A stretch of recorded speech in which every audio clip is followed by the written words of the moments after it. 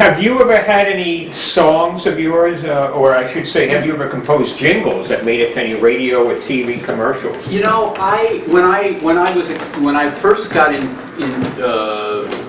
moved to New York, I was playing a lot of jingles as a pianist, and I just decided that was not where I wanted to go in the music business. And I think it's incredible. It's another very, especially in those days, it was a very good way of making a living. A lot of fantastic musicians were writing them, and I did a little bit, but it was not something that was my calling.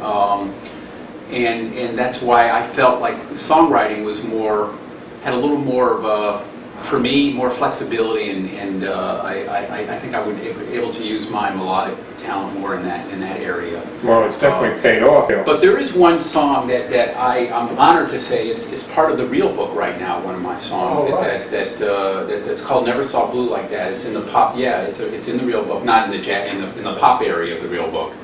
And it's a song that I want to play for you.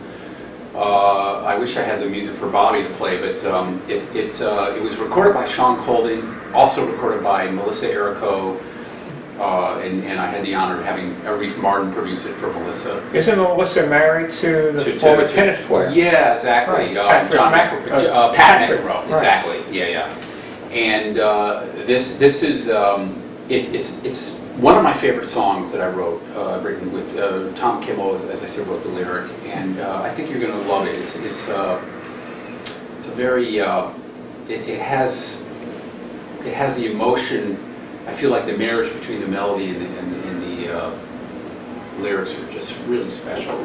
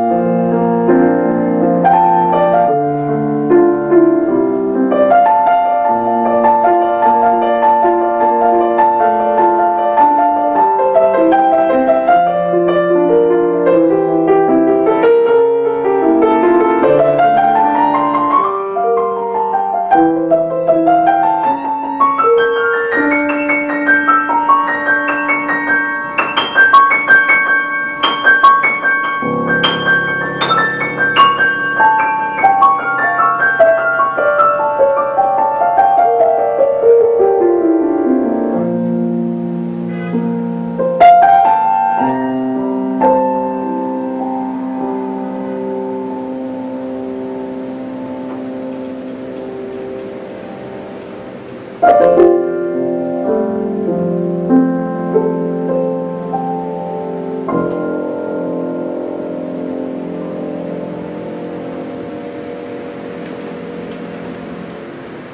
you might not be a singer, Jeff, but surely your hitting those keys really brings out an amazing musical voice. Oh, I appreciate that. Thank you. We're just so blessed to be in this New York City apartment of yours. And before we end this, I wanted to ask you: is there anything with all that you've done where you would like to have your future songs appear? Okay. I would like. I do want to create a Broadway show. I mean, I think when the timing is right, I could see myself involved in that because of my melodic gift. And I think I want to find. To me, it's about the timing. Right now, I'm so involved with a lot of different projects, and I want to say to myself, okay, the year's 2016, whatever it is, I'm going to devote myself to writing a musical, and that's one area that I would like to delve in. I also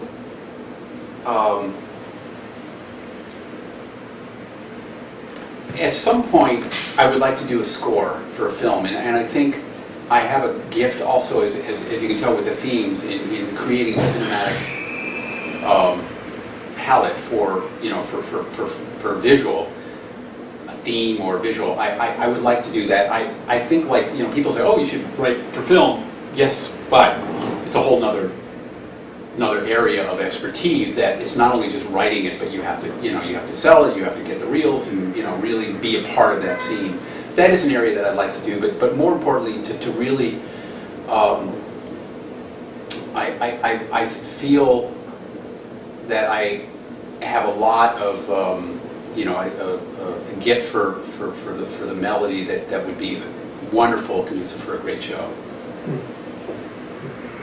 When I think of film, it brought to mind Randy Newman. Have you ever met up with him? Sure, I haven't met Randy, but I have a very good, funny story about not Randy, but this is the 5th year in a row that I've done a songwriting master class at Cal Arts. I do it every January, and it's been a lot of fun.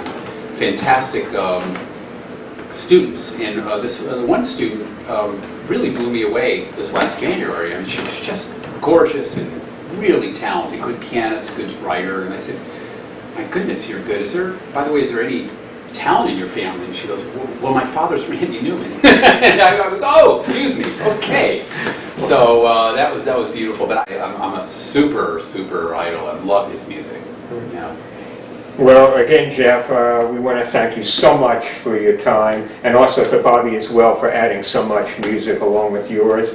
And of course, we'll look forward to hearing much more of your music in between the wine and cheese. Thank you. I really appreciate it, Ken. It was a fantastic interview.